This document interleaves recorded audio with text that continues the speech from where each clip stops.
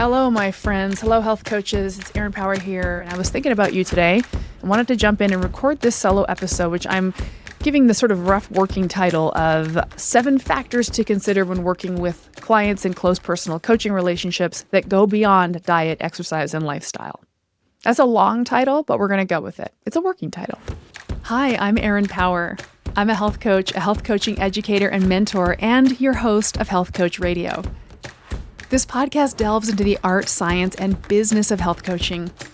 Whether you're aspiring to land a coaching dream job or to embark on your own entrepreneurial adventure, we cover it all. Our mission is to help you grow your career, elevate your income, change the lives of the clients who need your help, and leave a lasting mark in this rapidly growing field. It's time for health coaches to make an impact. It's time for Health Coach Radio. Now, you may know or you may not know, but just by way of review, I'm a health coach. I'm a proud health coach. I have been for coming up on 15 years working with clients in close personal working relationships. I love it. I'm never going to stop doing it. I'm always going to be a health coach in the trenches with clients. I find it so rewarding. And, in 15 years, I've learned a lot. I've learned a lot through training. I've also learned a lot through exposure and experience with humans because you're working with humans. And I think that combination of all that experience is where I can lend some sort of different kind of thinking to the practices and the principles of health coaching to you. So we're already pretty knowledgeable, all of us, about things like diet, things about exercise, things about lifestyle. That could be sleep, that could be stress. You could be in the supplementation realm. Maybe you're a performance coach and you really understand how to get people to their next level in physical performance. Maybe you're like a women's health coach and you know lots about hormones and stuff. We have our expertise, and our expertise generally is around some kind of health topic, health, right? Like for mine, it's sort of metabolism stuff. And when metabolism becomes dysregulated through mismanagement or the aging process, I can help my clients with that. So I really geek out on that stuff. For a long time, I would spend the bulk of my coaching conversations with clients teaching and talking at them about stuff like food stuff, lifestyle stuff, right? Exercise, movement, sleeping, stressing. Here's what you need to know about your metabolic hormones. Here's how to better, facilitate eating so that you can get these things harmonized again. And I was really, really in the teaching role. And by the way, I do believe a health coach must have an expertise that you can impart through some kind of programming to your ideal client for whom you have the expert solution. Does that make sense? You have to be an expert in something. 100% you do.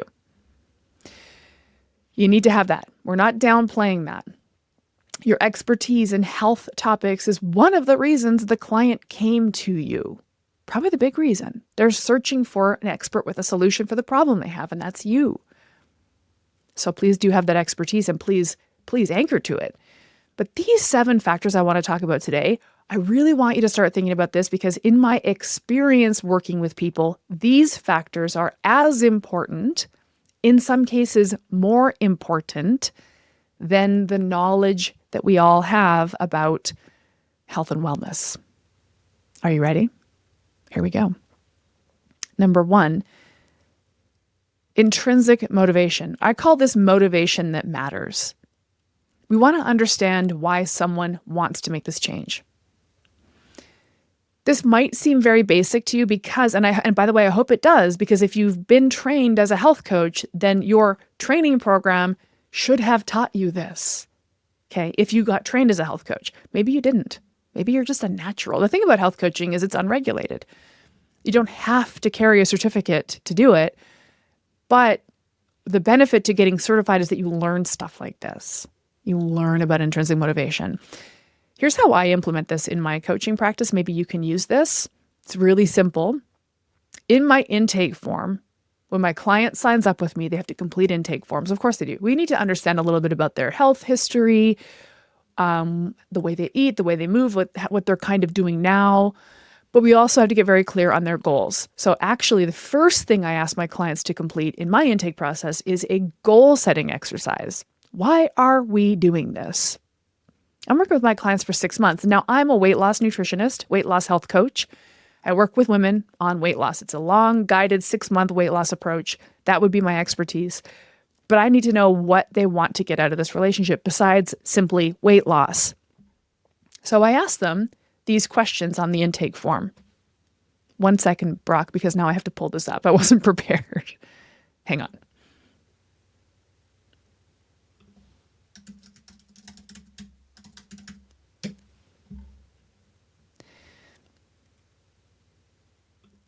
Now, you can borrow these intake questions if you want. I'm not mad. Go ahead. Put them on your intake form too, because they're great. The first question I have is, what is your main health objective or goal? And it says, in this free form text box, talk about why you've embarked on this coaching relationship. What is present in your life or health right now that you'd like to change? Share as much detail as you can. These will be the objectives that we'll be working toward together. In the next section, you'll be asked to break these objectives down into specific goals. Okay, so this first question, the main health goal, we call this the outcome goal. I want them to kind of free write it in paragraph form. Then we move on. Now, break that objective statement down into a few goals. Goal number 1. So I want them to take that bigger statement and say, well, goal number 1 is, I want to like the way I look in photographs. Cool. That's really cool, because like all of my clients want to lose weight so they look and feel better. That's what they want. They want to look, feel better. And you know what else? They want to age better because they're kind of seeing their parents aging now. This is just my clientele. Yours will be different, right? So the first goal might be, I want to like the way I look in photographs. So then I have these 2 questions underneath that first question. So question number 1 is, what is goal number 1? Goal number 1 is this. And then the second question is, why is this goal important to you? So why is it important to like the way you look in photographs? And the person might say, well, right now I'm skipping the photographs. Like if my friends or my family take a photo together, I shy away from it or I hide in the back, and I don't want to do that anymore. I don't want to hide away from the photos anymore. So then I ask another question. Why is that important to you? And then they'll say, because time is passing me by. I'm losing the memories of my life that I'm living right now, and I don't want to miss any more memories. Bam. Bam. Oh, we're on a weight loss journey? Why? Because life is passing me by and I don't want to lose any more of my memories. That's very deep, meaningful motivation. That's an example, okay? So long story short, I do that. I ask my clients to come up with 3 goals. So they write their main health objective, their big outcome goal, and then I ask them to break that into 3 sort of smaller focus goals, and they have to go at least 2 layers deep into why that's important to them. I do this in the intake form. Now, I have this information captured. So when the client is going through the weight loss journey, which is inherently difficult and frustrating, I can bring them back and say, remember when you said why you're doing this? Do you remember when you said that you feel like you're missing out on life's memories? So if my client's starting to feel discouraged or they're checking out, that can pull them back. The intrinsic motivator is what keeps people moving.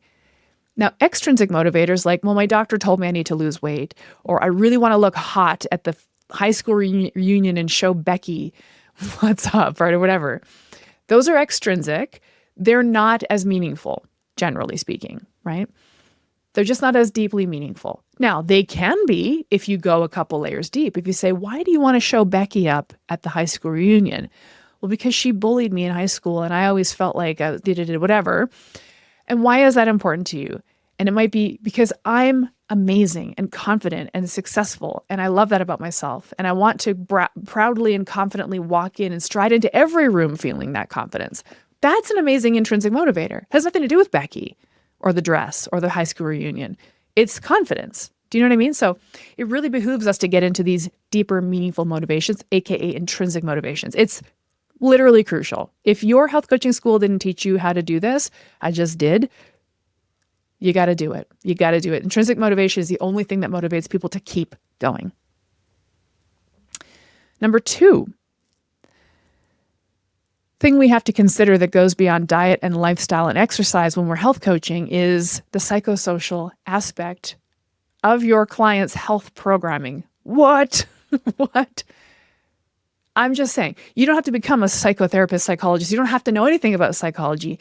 You simply have to consider that humans come pre-programmed to believe certain things about their bodies, their worthiness, their genetics, dieting, exercise. And this is psychosocial programming, which to my idea, the way I define this is The psychology of how we've been socialized. So culturally, a lot of the narrative has been kind of put upon us, and that kind of worms its way into our brain. And now we operate from this place of programming. It's programming. So, for example, maybe your clients really think carbs are bad. Carbs are bad, bad, bad, always bad. Carbs are the devil. Sugar is a dirty fuel, blah, blah, blah. Maybe they heard that through the keto narrative, but maybe you're not a keto coach. Maybe you're not. Maybe you're trying to get people to eat more carbohydrate. I don't know. Maybe you're a macro coach and you want people to hit a certain carbohydrate amount, but they're like very anti-carb. That's programming that you have to contemplate. You can't just tell somebody to stop fearing carbs. You have to accept that they fear carbs.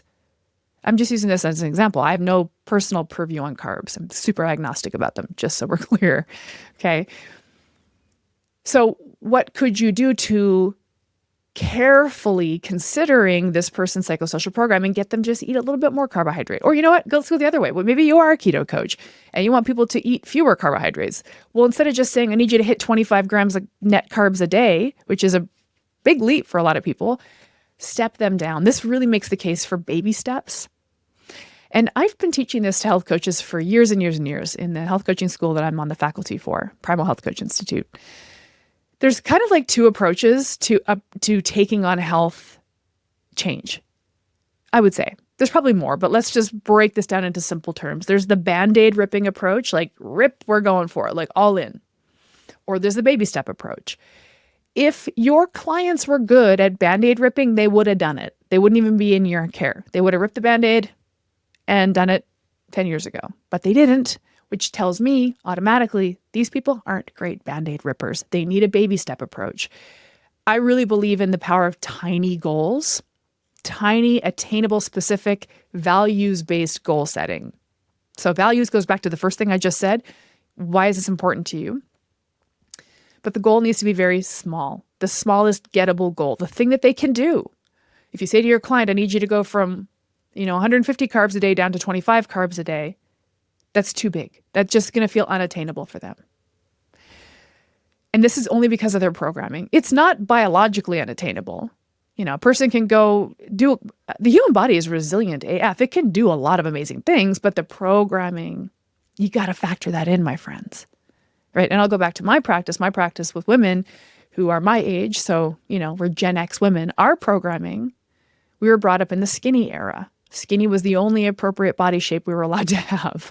There was no curvy, there was no butts, there was no muscles, there was no muscle mommies. It's just skinny. It was the only thing we know.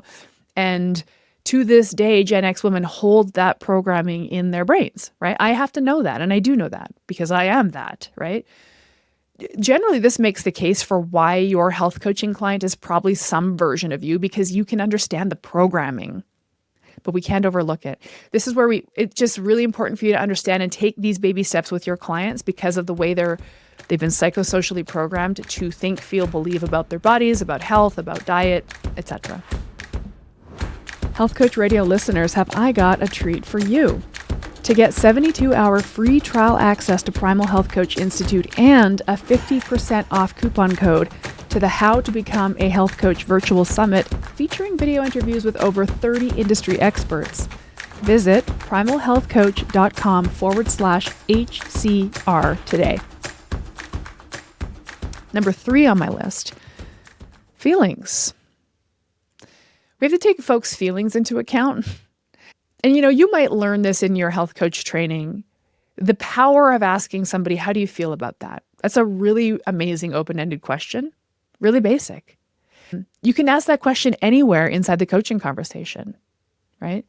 Hey, Sally, great to see you this week. What would you like to get out of today's session? What should we work on this week? What feels important to you to tackle this week? So this is called the session intention prompt. Sally might say, well, I really think I need to get better sleep. My sleep has been real bad. So let's focus on sleep this week. And then you'll follow up and say, great, you want to focus on sleep quality this week. Why is that important to you? This is called the value prompt. Now we're getting back to meaningful motivation. Why do you want to do this? She'll say, because I just don't feel like myself. I'm so checked out. My brain is sluggish and it's like I'm battling my brain and my body the whole day and the next day after I've had a bad night's sleep, and I'm tired of it. There's feelings there. Tell me more about how you feel about that, Sally. Sally will say, well, I feel dumb. I feel slow. I feel sad. It makes me feel lazy. It makes me feel incapable. There's a lot of feelings wrapped up in this goal of wanting to just sleep better. And we have to get people feeling, because they'll only make moves if they feel something. They want to feel what they feel. Now they want to feel a change. They want to feel good. It all comes down to feelings. So I think sometimes, not always, but sometimes health coaches and fitness coaches, we can get a little bit into the weeds on tactics. Tactics are great. You have to have a methodology that somebody will execute, but we have to anchor to feelings as well. Don't sleep on feelings. Hey, just brought that back to Sally's sleep goal. See what I did there? Pretty slick. Number 4 on my list is skill development.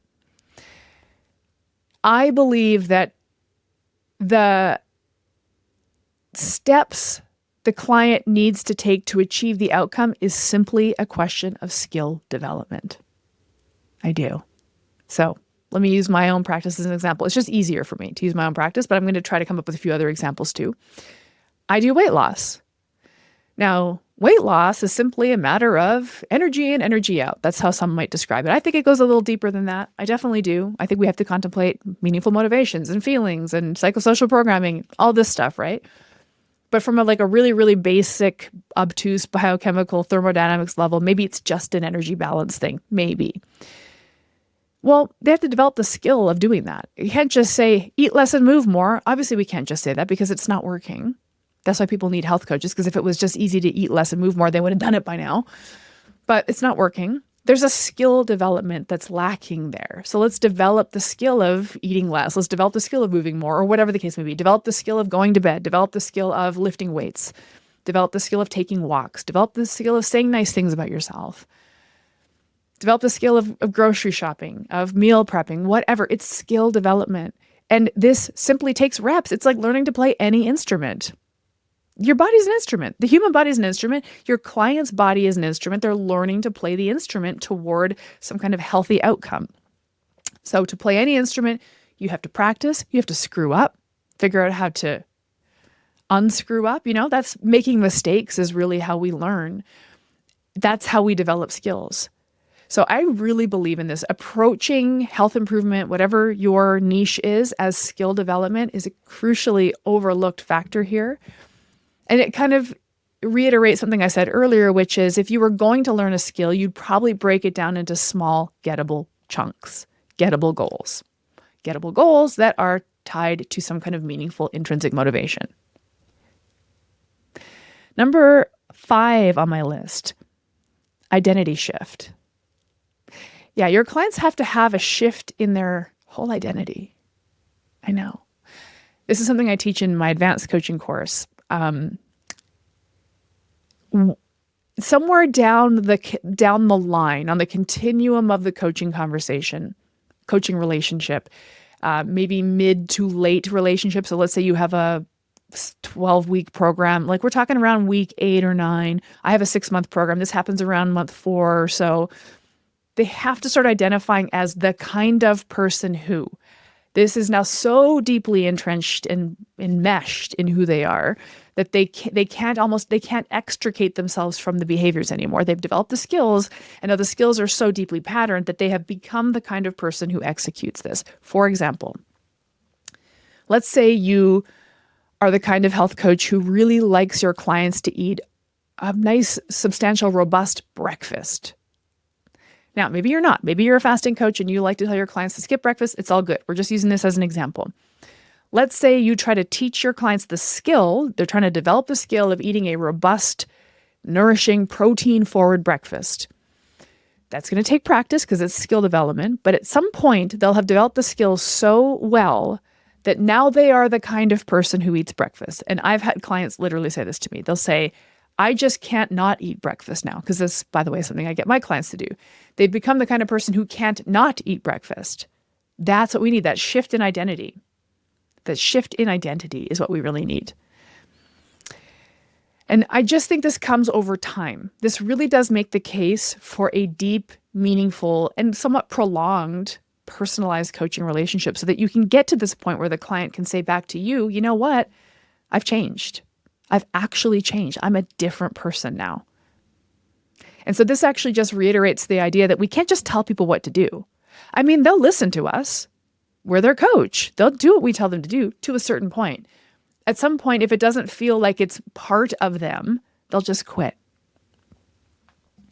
Number 6 on my list is frameworks that feel easy. Now, this is probably a bit of a more esoteric list item, and probably my own bias is coming in here. I'm chuckling because the very last solo episode I recorded was about challenging your biases as a health coach. So it's kind of funny that I just addressed my own bias. But my bias, and I'd love to know what you think, so do please reach out at hello@primalhealthcoach.com if you have any thoughts on this, for or against. But I do believe that we have to make the process feel as easy as possible. And I say this is my bias because I work with women on weight loss, and women in my peer group have tried 100 weight loss attempts and none of them have stuck because they felt too hard. They weren't maintainable. They weren't sustainable. People will say, I did this, but it wasn't sustainable. We don't want that anymore. That's where I think the health coach has the chance to really disrupt the wellness industry. We're going to help you sustain. I'm going to help you. I'm going to hold your hand in partnership with you so that you can sustain what we do together. Because you're not just following a plan that you downloaded off the internet. You're intrinsically motivated by this plan. I'm going to help you goal set in a way that feels good and acknowledges your psychosocial programming. And the framework that they follow, has to feel pretty gettable. Now, what's a framework? What am I talking about? I'm basically talking about the methodology, the program that you take your clients through. So every health coach needs to have some kind of program or method that they guide their clients through. So yours might be a macro tracking thing, or it might be a keto thing. You might be a fitness trainer, so you have a sort of a progressive overload workout plan, right? In my case, it's fat loss, so I have a sort of an eating strategy I want my clients to do, but I have it all packaged up in a methodology that has actions and frameworks and parameters. I'm using these vague words. It's not rules that they have to follow, but it's like, here's the steps that you need to take. Now, I need those steps to feel easy, so they just fit into the client's life. Because as a health coach, our life revolves around health in some senses, right? We are pretty zealous about it. We're pretty crazy about it. Like, we love it. And we will rearrange our life to be healthy. But your clients might not be at that level. Again, if they were at that level, would they be working with you? No, they'd have figured it out themselves. They'd be a health coach.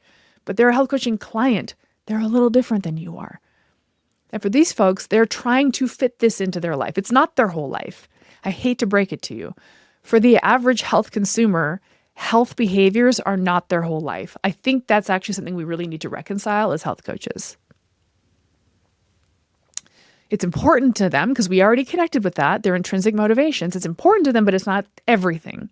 So if we make the thing feel too hard, where they kind of have to now rearrange their whole life to fit into the program, you're just increasing the odds that they're not going to stay with it. And then this is going to become another thing on the pile of unsustainable health attempts. And you don't want that. You want to be the one program that they finally stuck with, it finally worked.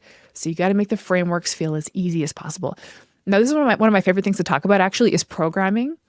How we develop a program or methodology that you can take your clients through.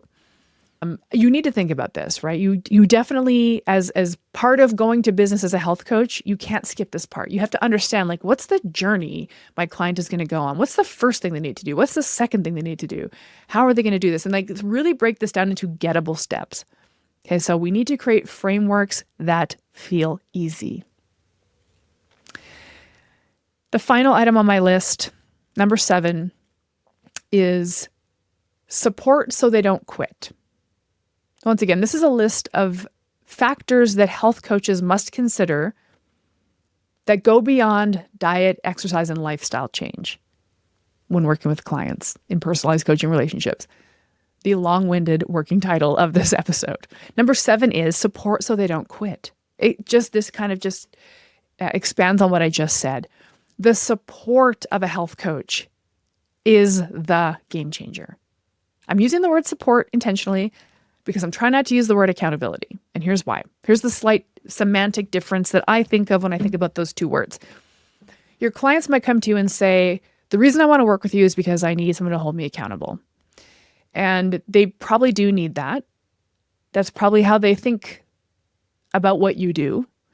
But in reality, accountability must be fostered from within the client. They must be accountable to themselves. So how do we make a client feel accountable to themselves? Go back to point number one, get those intrinsic motivators dialed in. Think about their feelings. What do you feel about this? How will it feel when it's different? So they must be accountable to their own motivations and feelings and what they want. What do you want? That's what you're accountable to as the health coaching client. So we're not really the accountability buddy. I don't know if that's an unpopular opinion, but like I'm not my client's accountability buddy. I'm a stranger they've started following on Instagram. Now we're in a working relationship. We have a desired outcome that we're working on together. I want them to be accountable to that outcome to themselves because I want them to graduate out of my program and be very successful forever. I want them to never have to jump into a program ever again. That's my goal. So for that reason, they have to be self-accountable and they have to learn that. That's part of the skill development, developing the skill of being accountable to oneself. But they need support so they don't quit. So I feel like my job and your job, our job is the support piece. Lean in for support from me. When you have a struggle, let's problem solve it. Let's navigate the ups and downs inevitable in life. Don't quit, right? If you quit, nothing works. If our clients quit, it's not going to work. That's why we have to go back to the last point. Make it feel pretty easy and then give them the opportunity to lean in for support so they don't quit when it gets hard, because it will get hard. Anything we do, any skill we try to develop has its moments where you're like, F this, I can't learn how to do this. It's too hard. And you want to quit. That's when they need to lean in for support. Support so they don't quit. We don't want our clients to quit. You can build into your health coaching program different kinds of touch points and systems that help your clients to check in with you. For example, in my health coaching program, now I want to acknowledge that I do group coaching. My clients get personalized one-on-one support in a group model. So I'm not doing one-on-one coaching calls anymore, but it's not much different. It's just that there's, a small group of people in the coaching call. Every single person gets their one-on-one support, but they also have a check-in form that they can fill in if they'd like to touch base. All of our conversations are tracked in an ongoing client document, which is basically a narrative, living document of what we talked about, good, bad, or indifferent. I have a staff member who tracks down clients who have sending signal that they're discouraged. When a client seems like they're ghosting, my peer mentor employee connects with them, tries to bring them back into the coaching call. Hey, don't forget, this is exactly when you need to lean in for support. Your clients need you the most when it's hard in some cases. But you know what? That depends on where you're at in the continuum. In the early stages of your health coaching relationship, they're going to be leaning on you to get the information, the tactics. What am I doing? Why am I doing it? How do I do it? It's very, very tactical. As they move down the path toward autonomy and self-efficacy, which is where we want to ultimately get them to, now they're trying to they're trying to have this identity shift. They're trying to become the kind of person who, but they're still in this no man's land where they haven't quite solidified the skills yet, right? So to go through skill development to identity shift, there's a lot of little hiccups and rocky moments there where you've kind of got it, but not quite good enough yet. The quadrant, this quadrant of I don't know what I don't know, then I know what I don't know, now I know what I know, then I don't know what I know. So that we're going to this unconscious competence, which would be the autonomy I'm speaking of, the self-efficacy, is this unconscious competence. I am the kind of person who does this. Period, end of story. I'm not in danger of relapsing. But before you get there, you're in this sort of no man's land where it's like, do I know what I'm doing? I think I know what I'm doing. I don't know if I do. And that can feel very high friction. And that friction of like, I think I'm getting it, but I'm not totally sure, is what can cause people to kind of just pull back. You got to go back. You got to bring them back in. This is not the time for them to quit. So in your programming, figure out how you're going to handle the inevitability of a client who waffles, stumbles, needs a little support to get them out of the dip, the little dips that we all go through as we're changing.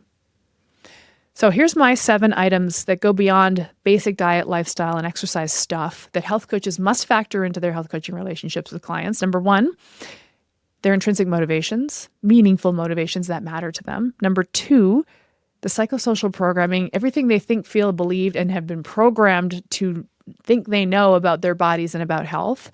Number 3 is their feelings. Number 4, skill development.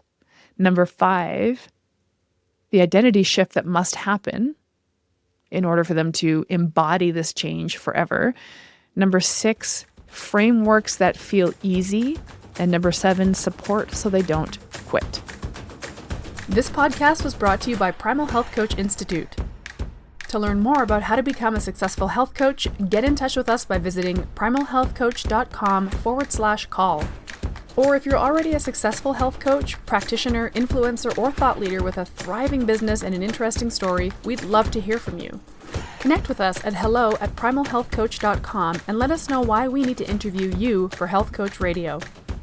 Thanks for listening.